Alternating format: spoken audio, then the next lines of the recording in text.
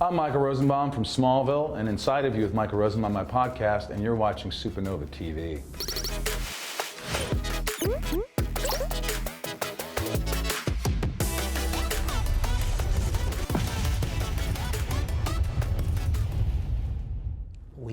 We are here, yeah, we're here. We are here. Yeah. We are here with the one, the only, Michael Rosenbaum. Now, is it Baum or Baum? You know, my dad once said, "What's your last name?" I said, "Rosenbaum." He goes, "Rosenbaum, that's your last name?" I go, "It's Baum, you idiot." That was like a month ago. I'm 45 years old, but I think I've mispronounced my name since I was a child. I just, Rosenbaum sounds kind of like, oh God. It sounds very round. Hey, Rosenbaum. Just flows, right? That's cool. It's a much more friendly I version. think it means red tree in German.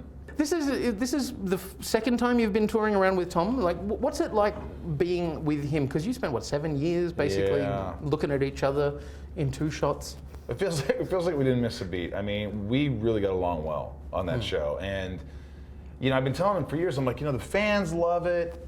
You should come to these conventions. We'll have fun. He's like, I don't know. He's more of an introvert. I'm a little bit of, we've talked about that. But finally he did it, and we had a good time in DC. Now we're here in Gold Coast. Yeah. And he loves it. And I think being together, we always laughed on set. We always had a good time. We took things lightly, and that's what made it fun. And we went to Byron Bay while we were here, and we just laughed. And he's just a joy to be around. He is, and it was a pleasant surprise because, you see him I watched all 10 years of Smallville, and there was a certain steeliness, a strength in there that you kind of went, okay, does he have a sense of humor? Yeah, he does. He really does, but he's like me, people are like, Michael Rosenbaum, if they say it, which is, is rare. But no, they come up, and I'm like, hey, oh my gosh, how's it going? And I just like, it's not like he's still very, grateful, but he's more like, he's under the radar. He just likes that sort of privacy. But when he's here with the fans, I looked over and I saw how much fun he was having. And he's just laughing and he's enjoying and he's shaking hands, he's hugging people. And I'm like, dude, I've never seen him this open. So I think it just brought a new sort of light, a different aspect to Tom that I think now he really appreciates. He's like, oh, you okay? Yeah, I'm a little... Are you sweating? Can we get him some towels? Can we put me some towels, please? Yes. Let me pat you. Thank you. Would you? Let me pat the Quinn. Thank you. Pat Quinn. Wasn't Pat Quinn an actor? Yeah. He was Quinn, very famous in the 60s. Quinn was the name of the guy in Jaws. He was like one of the shark bites chief. A shark's got black eyes, lifeless eyes, like a dog's eyes, chief. It was really sweaty. Yeah. So I want to talk about the podcast because I want to get inside of you. Tell me a little bit about you. I like you ask why I enjoy working with you. Yep.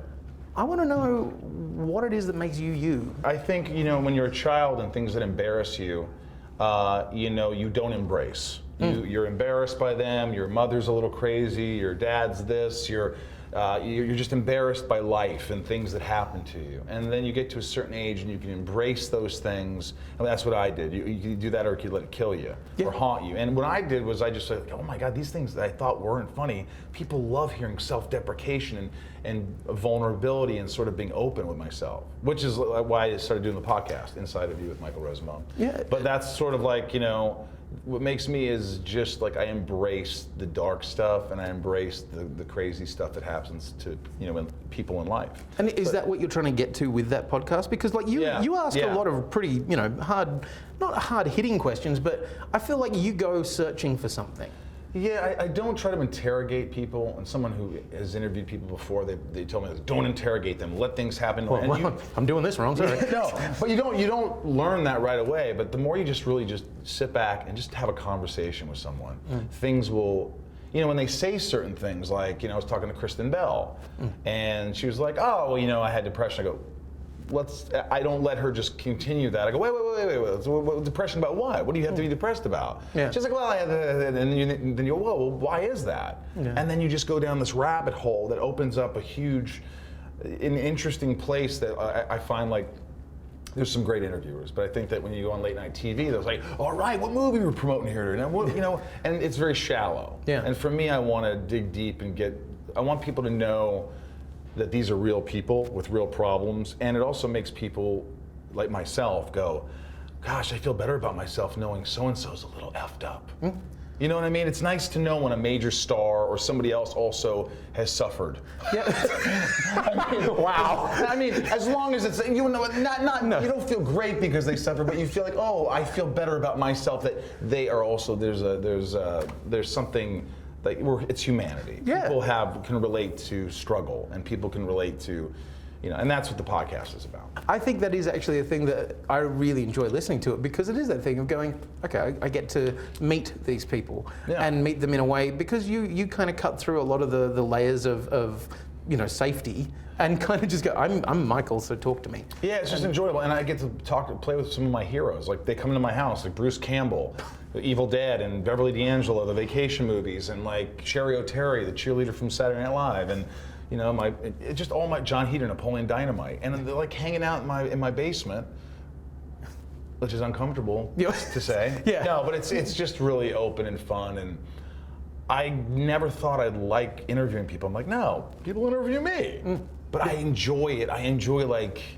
getting inside of people. Michael, anytime I see your name on a list that you're coming back, it makes my heart soar a little bit, because I actually get to see a friend, and thank you for, like the Golden Girl said, thank you for being a friend.